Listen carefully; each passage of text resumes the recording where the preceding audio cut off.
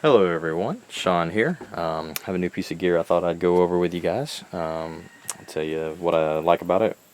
Um, so I was in the market for a camp stove. Camp stoves come in a lot of varieties, from little backpacker ones that run on twigs to propane, butane, gasoline, all different types, all different shapes and sizes. I'm primarily focused on the ones for car camping and camping with a camper trailer, small RV. One in the back I have here is my old Coleman classic 2 burner stove. I've had this for 15 years, probably more. It's nice. It works. Durable. Has held up for a long time. Runs off these little propane canisters. I'm sure everybody's seen these or used these. Downside is threads. You have to pressurize and squeeze it in there and twist it on, and sometimes you could, if you're not careful, might cross thread it. And mine's an old school, so got to use your good old flamethrower to light it, because it doesn't have an Insta Start or anything like that, an igniter on there. So nice feature about it though is obviously you can cook 2 things on it at once. Unfortunately mine, the left burner is gone out right now, so just a week ago. Gonna have to work on it and get it back running. I was looking for something a little smaller though. Talked to a gentleman who had used one of these Coleman butane ones on his boat for years. He really liked it. Said it held up well.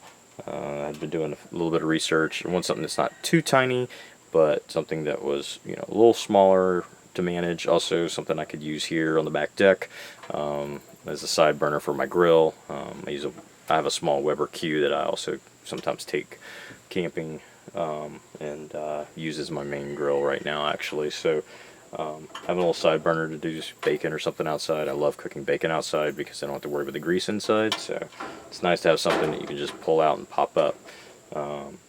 This to me is a lot easier to use, this Coleman butane stove, than that, because that one you have to pull it out and set it up and attach. This one you'll see much easier to use. So let me go over it. It's very lightweight, doesn't weigh hardly anything. It's got all the features on here, your knob to turn it on, and this I'll talk about in a minute. Good burner setup, and this is pretty sturdy and heavy duty, so hold up. It's got little niches on the end of these to kind of hold a pot to keep it from sliding off, and there's some notches in here as well to help keep some of your enamelware or other pots that may have the ability to catch in there from turning over, so that's nice. It does come in a case, which is a nice feature. The case is not the sturdiest case in the world. It's kind of cheap, real cheap plastic to me, but I think it'll do the job for just holding it, and it's nice that it can just pop right in there and store away. Nice little handle, has little side latches that you use to lock it in. So that's nice. Just something real quick, grab it, pull it out. It doesn't take up a lot of room. I like the case better than the bag you'll see over there that I use with the big stove. Use that bag for almost as long as I've had that stove, and it's okay, but it's tough to squeeze in and out. It's not the easiest thing in the world to put that in and out of that bag. So after years of dealing with that, I'm happy to have something that's a little easier to just drop in and take. This one runs off butane, not propane. For that reason, works a little different. These things are smaller. They say they'll run for an hour and a half at full. Drain one of these at full flame in an hour and a half. So have yet to figure out exactly what my ratio per weekend of these would be. Usually 1 or 2 of those per weekend, depending upon how much cooking I'm doing on the stove versus on the campfire, versus something like sandwiches. We do a lot of those for lunch. Peanut butter and honey sandwich is great for camping. Doesn't involve cooking at all. Kids love them. So with this, these are little cylinders, kind of like a aerosol can kind of idea. So it just pops in. I do mark my caps, as you can see, to designate which one I'm using out of, or which one's not empty. We'll put it that way. Little door here we open, just flips right open. Super easy.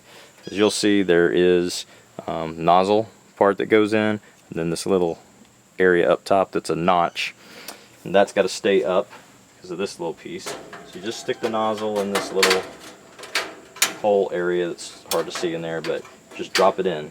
I mean, there's no screwing, there's no twisting, it's just drop it in. Make sure that little thing is inside that notch. Close it up. It's not pressurized yet. To do that, we will use this little button here. Push that down. Now it's pressurized. Open it up so you can see. You see it just shoves the can up in there basically, and pressurizes the can, so you can use it. Now it's ready to go. This one has the Insta-Start kind of, you know, spark method in here, so just a matter of turning it all the way on and just a little past high and click. When it clicks, lights up. As you can see, it's kind of hot. This is on high. Then you can adjust back down to whatever heat that you think is appropriate.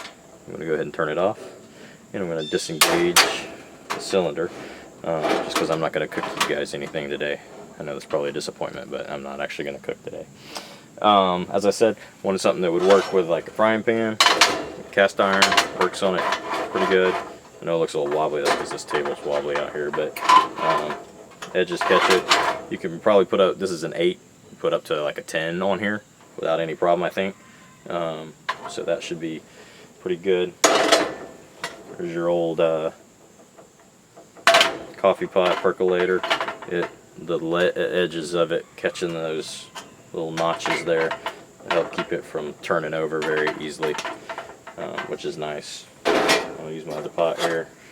It'll fit on there too, nice and easy. Should work fine. So shop around if you want one. Prices vary. I've seen them in stores as high as $30-something, and I've seen them online for I got this one for about 16, 17. And there's not really any difference in the ones that I've seen in store too. They just call it the Coleman butane stove. Colors, the one I saw in store was silver. This one's blue. Color's not a big problem to me. If you gotta have silver, then you know you can pay twice as much, I guess. But this one ends up matching my blue pot, so that's a nice touch. But yep. And these things are real easy. The thing I like about this too is that this to me is really simple for younger people who may not have quite the control to put one of these on without cross-threading it. Trying to teach young ones how to help out. It's also better to me for older people because it's so simple to use. And I think also, you know, people like rheumatoid arthritis or other things where you don't have the dexterity. To me, this super easy for that. So pop it in there and use it, like I said, on your boat, car camping, with the RV outside. Use it on your back deck with your barbecue. Put your beans on there, I guess. So, but yeah, so that's the Coleman butane stove. 7,600 BTUs. So we'll see. We'll see how fast it burns next time I try it for a big full weekend. Thank y'all.